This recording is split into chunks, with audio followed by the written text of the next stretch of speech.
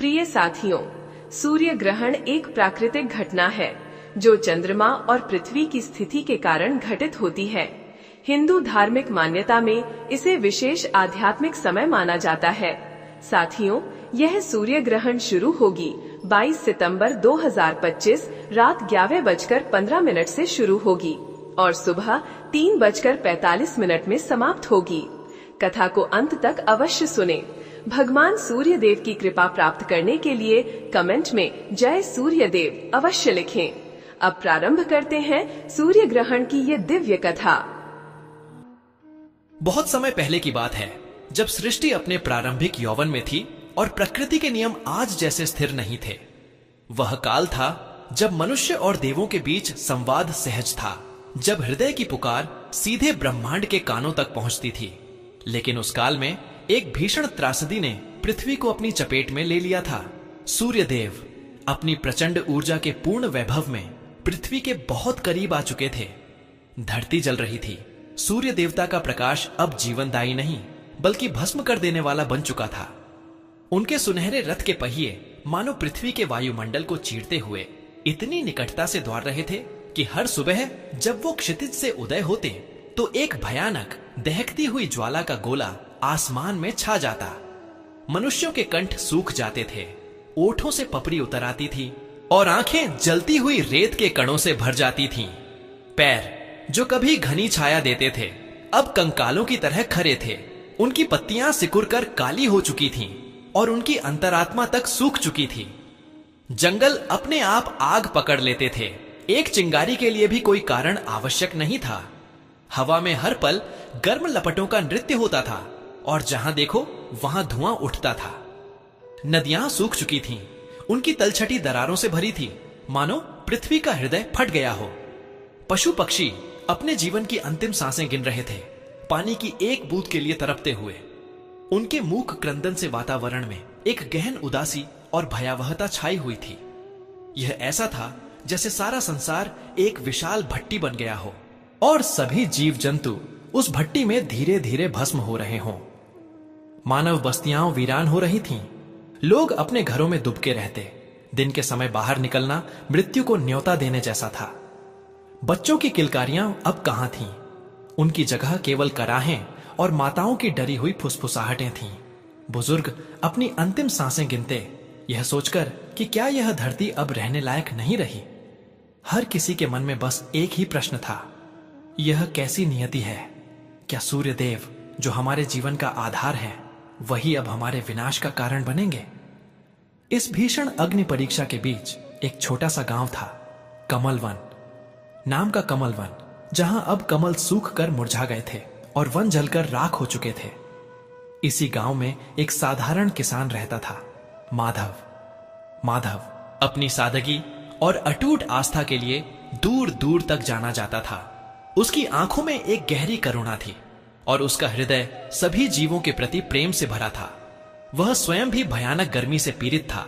उसका शरीर भी झुलस रहा था और उसका खेत जो कभी हरियाली से लहलहाता था अब बंजर हो चुका था।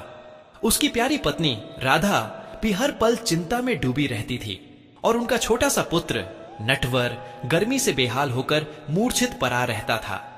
एक दिन जब सूर्य अपने चरम पर था और हवा में जलते हुए पत्तों की गंध घुल रही थी, माधव ने अपने घर के बाहर देखा। उसका छोटा सा आंगन जहां कभी फूल खिलते थे अब राख और मुरझाए पत्तों से भरा था।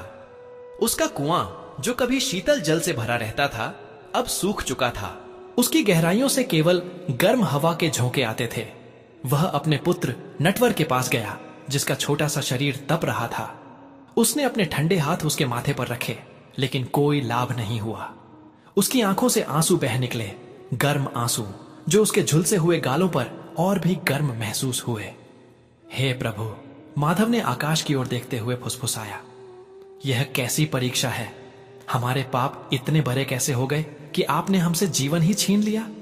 हमारे बच्चे, हमारी स्त्रियां, हमारे पशु, क्या कोई नहीं है जो इस पीड़ा को शांत कर सके?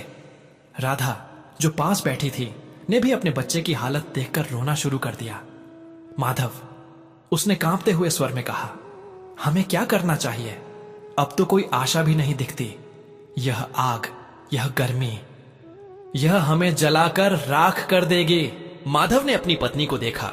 उसकी आंखों में वही बेबसी थी जो हर किसी की आंखों में थी। लेकिन माधव एक साधारण किसान था, योद्धा नहीं। वह राजा नहीं था जो सेना भेजकर सूरज से लड़ सके। उसके पास बस उसकी भक्ति थी, उसका विश्वास था, और उस विश्वास में एक ऐसी शक्ति थी जिसे वह कभी समझ नहीं पाया था। उसी रात, जब रात की काल्पनिक ठंडक भी गायब थी और आकाश में तारे भी सूर्य की गर्मी से धुंधले पर गए थे, माधव उठ बैठा। उसकी आत्मा अंदर तक हिल चुकी थी। उसने देखा कि उसका नटवर खांस रहा था। उसकी सांसें तेज हो रही थीं। माधव का हृदय चीत्कार कर उठा। नहीं, अब और नहीं, उसने स्वयं से कहा।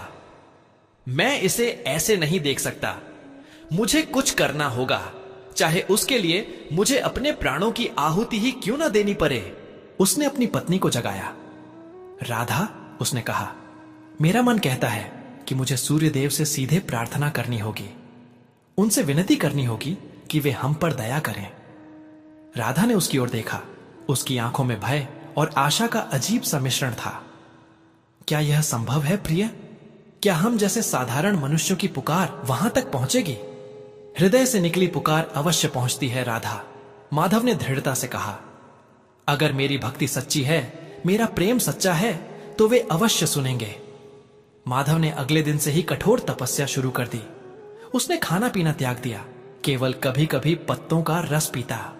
वह हर सुबह सूर्योदय से पहले उठकर सीधे उगते हुए सूर्य की ओर मुख करके खड़ा हो जाता और रात तक वहीं खड़ा रहता। उसके शरीर पर छाले पड़ने लगे।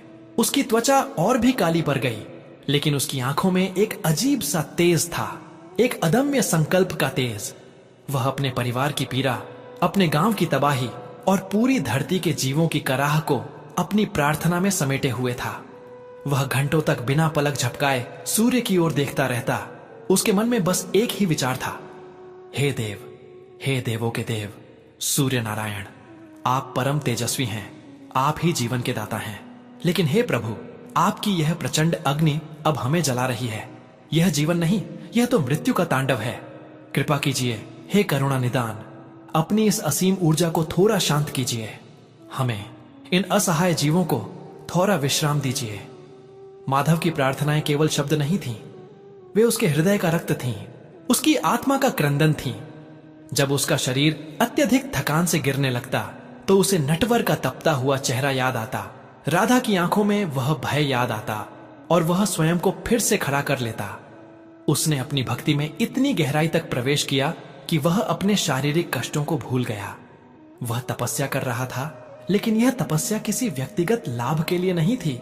यह तो समस्त सृष्टि के कल्याण के लिए था। दिन हफ्तों में बदल गए। लोगों ने माधव को देखा। कुछ ने उसे पागल कहा, कुछ ने उसकी भक्ति पर हंसा, लेकिन कुछ लोग, जिन पर निराशा का घना बादल छाया हुआ था, माधव की अदम्य भावना को देखकर चुपचाप उसके लिए प्रार्थना करते। वे जानते थे कि अगर कोई आशा बची है तो वह इसी भोले भाले निष्ठावान किसान की प्रार्थना में है। एक दिन जब माधव अपनी तपस्या के चरम पर था, उसका शरीर लगभग कंकाल बन चुका था और उसकी आंखें अब जलने के बजाय एक अजीब सी चमक से भर गई थीं। आसमान में एक अद्भुत घटना घटी। सूर्यदेव, जो अपनी प्रचंडता में लीन थे, अचानक एक हल्की सी कंपन महसूस की। यह कंपन किसी ब्रह्मांडीय शक्ति की नहीं थी, बल्कि एक छोटे से मनुष्य के हृदय की अदम्य भक्ति की थी। सूर्यदेव ने अपनी तेजस्वी आंखों से नीचे देखा। उन्होंने देखा उस मिट्टी के पुतले को जो उनके ही प्रकाश में जल रहा था, लेकिन फिर भी अपनी आंखों में अटूट विश्वास लिए उनकी ओर देख रहा था। उन्होंने माधव की पीड़ा को महसूस किया, उसकी निष्ठा को समझा। वे स्वयं, जो त्रिलोक के पालक थे, एक साधारण किसान की निस्वार्थ भक्ति से विचलित हो गए। आकाश में एक सुनहरा प्रकाश फैला जो सूर्य के सामान्य प्रकाश से भिन्न था। यह शीतल था, शांत था। एक पल के लिए पूरा ब्रह्मांड स्थिर हो गया। माधव ने अपनी आंखें खोली। उसके सामने एक तेजस्वी दिव्य स्वरूप प्रकट हुआ। अष्टभुजाधारी, रक्तवर्ण शरीर, हाथों में शंख, चक्र, गदा, पद्म लिए सूर्यदेव स्वयं अपने पूर्ण वैभव में विराजमान थे। माधव ने घुटनों के बल बैठकर प्रणिपात किया। उसकी आंखों से आनंद और भय के आंसू बह रहे थे। उसके वर्षों की तपस्या, उसकी आत्मा का क्रंदन सब साकार हो गया था। उठो वत्स माधव। सूर्यदेव की वाणी ब्रह्मांड में गूंजी, मधुर और शक्तिपूर्ण, लेकिन उसमें करुणा का एक ऐसा सागर था जो माधव ने कभी नहीं सुना था। तुम्हारी भक्ति ने, तुम्हारी निस्वार्थ प्रार्थना ने मेरे हृदय को विचलित कर दिया है। मैंने तुम्हारी पीड़ा को देखा है, तुम्हारी पृथ्वी की वेदना को सुना है। माधव ने अपने कांपते हुए हाथों को जोर कर नम आंखों से कहा, हे देव, हे जगत के प्राण, मैं एक क्षुद्र प्राणी हूं। मेरा साहस नहीं कि आपसे कुछ मांगूं, लेकिन हे प्रभु, इस धरती पर जीवन मर रहा है। आपकी कृपा जो कभी अमृत वर्षा थी अब अग्नि वर्षा बन गई है। मेरे बच्चे जल रहे हैं, मेरी धरती सूख रही है। क्या आप हमें थोड़ी देर के लिए, बस थोड़ी देर के लिए ही सही, अपनी इस प्रचंड ऊर्जा से मुक्ति नहीं दे सकते? क्या आप थोड़ा विश्राम नहीं कर सकते ताकि ये जीव फिर से सांस ले सकें, अपनी प्यास बुझा सकें और जीवन का आनंद ले सकें? माधव के स्वर में इतनी वेदना थी, इतनी करुणा थी कि स्वयं सूर्य देव का अचल अडिग मन भी पिघल गया। उनका तेजस्वी चेहरा, जिस पर आदिकाल से संसार के नियम अंकित थे, अब एक गहरी संवेदना से भर गया। हे भक्त माधव, सूर्यदेव ने कहा, तुमने अपने लिए कुछ नहीं मांगा, तुमने समस्त सृष्टि के लिए प्रार्थना की है। तुम्हारी यह निस्वार्थ भावना, तुम्हारे यह निर्मल आंसू मेरे लिए किसी भी यज्ञ से बढ़कर हैं। मैं जानता हूं कि मेरा प्रकाश, जो जीवन का स्रोत है, अब तुम्हारे लिए कष्टदायी हो गया है, परंतु हे वत्स, मैं ब्रह्मांडीय नियमों से बंधा हूं। मेरा निरंतर गतिमान रहना सृष्टि के लिए आवश्यक है। माधव का हृदय डूबने लगा। क्या उसकी तपस्या व्यर्थ गई? क्या सूर्यदेव उसकी प्रार्थना नहीं सुनेंगे? उसकी आंखों से फिर आंसू बह निकले। तो क्या हम सभी यूं ही जलकर मर जाएंगे? हे देव! उसकी आवाज में टूटन थी। क्या कोई आशा नहीं बची? सूर्यदेव ने देखा माधव की आंखों में उस अपार निराशा को जो मृत्यु से भी अधिक भयानक थी। उन्होंने उसकी निष्ठा को, उसकी करुणा को, उसके बच्चे के प्रति प्रेम को समझा। उन्होंने अनुभव किया उस मां के क्रंदन को, उस किसान की मेहनत को, उस मरते हुए पैर की आत्मा को। नहीं वत्स, सूर्यदेव ने अपनी आवाज में एक नया संकल्प भरते हुए कहा, तुम्हारी भक्ति कभी व्यर्थ नहीं जा सकती। तुम्हारे हृदय की पुकार मेरे पास खाली हाथ नहीं लौटेगी। मैं तुम्हें यह वरदान देता हूं, यह मेरा वचन है कि समय समय पर मैं थोड़ी देर के लिए अपने प्रचंड तेज को समेट लूंगा। मैं कुछ क्षणों के लिए विश्राम करूंगा, अपने रथ को स्थिर करूंगा, ताकि पृथ्वी पर जीवन को राहत मिल सके। माधव को अपने कानों पर विश्वास नहीं हुआ। उसकी आंखें चौड़ी हो गईं और उसके हृदय में एक असीम शांति उतर आई। सूर्यदेव ने अपनी बात जारी रखी, मेरा यह विश्राम, यह मेरी क्षणिक निद्रा, मेरी महिमा का एक नया अध्याय होगा। यह तुम्हें और तुम्हारी पृथ्वी को क्षणिक शांति प्रदान करेगा। इस समय में आकाश में एक अद्भुत दृश्य उत्पन्न होगा। मेरे ऊपर एक काली छाया छा जाएगी, मेरा तेज मंद पड़ जाएगा और धरती को थोड़ी देर के लिए ठंडक का अनुभव होगा। यह ग्रहण कहलाएगा और यह तुम्हारे नाम से, तुम्हारी भक्ति के प्रतीक के रूप में युगों युगों तक स्मरण किया जाएगा। यह ग्रहण, हे माधव, सूर्यदेव ने और अधिक स्पष्ट करते हुए कहा, तुम्हारी करुणा का प्रतीक होगा, मेरी दया का प्रमाण होगा। जब भी यह घटना घटेगी, मनुष्य इसे एक पवित्र काल मानेगा। वे जानेंगे कि यह तुम्हारे जैसे एक साधारण किसान की निस्वार्थ भक्ति का परिणाम है, जिसने समस्त सृष्टि के कल्याण के लिए अपने प्राणों की बाजी लगा दी। यह समय चिंतन का होगा, प्रार्थना का होगा और उन क्षणिक विरामों का होगा जो जीवन को फिर से सांस लेने का अवसर देंगे। सूर्यदेव ने अपनी वाणी समाप्त की और उनका दिव्य स्वरूप धीरे धीरे आकाश में विलीन हो गया। केवल एक शीतल सुनहरी चमक पीछे छोड़ गया। माधव वहीं बैठा रहा, स्तब्ध। उसके हृदय में कृतज्ञता का ऐसा ज्वार उठा था कि वह शब्दों में व्यक्त नहीं कर पा रहा था। उसकी आंखों से अब आनंद के आंसू बह रहे थे, जो उसके झुलसे हुए गालों पर अमृत के समान लग रहे थे। कुछ ही दिनों बाद धरती पर एक अजीब सी शांति छा गई। दोपहर के चरम पर अचानक आसमान का रंग बदलने लगा।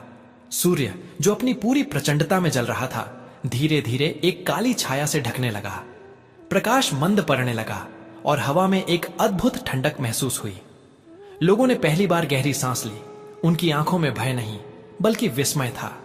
यह पहला सूर्य ग्रहण था। माधव अपने पुत्र नटवर और पत्नी राधा के साथ बाहर आया।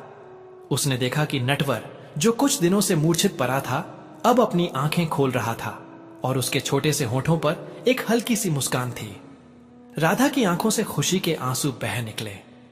पूरे गांव में, पूरे देश में लोगों ने इस असाधारण घटना को देखा। वे हैरान थे, लेकिन उनके दिलों में एक नई आशा जागृत हुई। पक्षियों ने चहचहाना शुरू किया।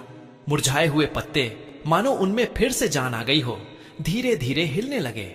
यह सिर्फ कुछ क्षणों का विराम था, लेकिन इन क्षणों में जीवन ने फिर से सांस ली। और जब सूर्य धीरे धीरे अपनी पूरी महिमा में लौटा, तो उसकी गर्मी पहले जैसी प्रचंड नहीं लगी, बल्कि उसमें एक सामंजस्य था, एक संतुलन था। उस दिन से यह परंपरा चली। हर बार जब सूर्य ग्रहण होता, लोग उसे माधव की कथा से जोड़ते।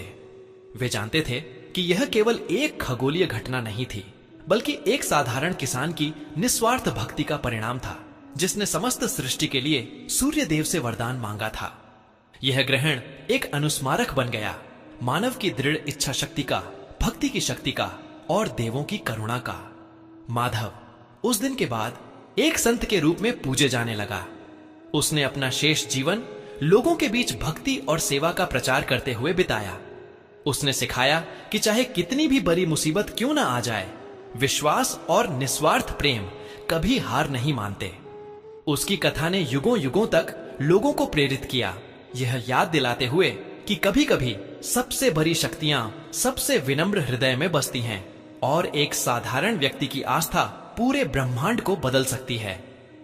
हर सूर्य ग्रहण आज भी माधव के त्याग, उसकी करुणा और उसकी अटूट भक्ति का एक मौन गवाह है, जो हमें जीवन के सबसे गहरे पाठ सिखाता रहता है कि करुणा ही सबसे बड़ी शक्ति है और प्रेम ही हर अंधकार को चीर सकता है। और जब हम सूरज को छिपते हुए देखते हैं, तो हमारी आंखों में एक नमी आ जाती है, यह सोचकर कि कैसे एक अकेले किसान के आंसुओं ने समस्त ब्रह्मांड की नियति को बदल दिया था।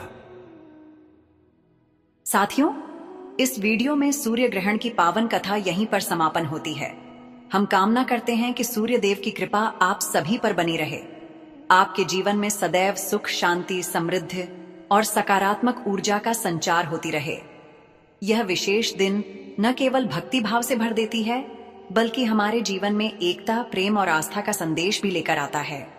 भगवान सूर्य देव की कथा को सुनने के लिए हृदय से धन्यवाद। कृपया अपने विचार और अनुभव कमेंट्स में अवश्य साझा करें और जय सूर्य देव लिखना न भूलें। आपके द्वारा किए गए कमेंट्स न केवल आपको प्रेरित करेंगे, बल्कि अन्य दर्शकों के लिए भी भक्ति और श्रद्धा का स्रोत बनेंगे। जय सूर्य देव।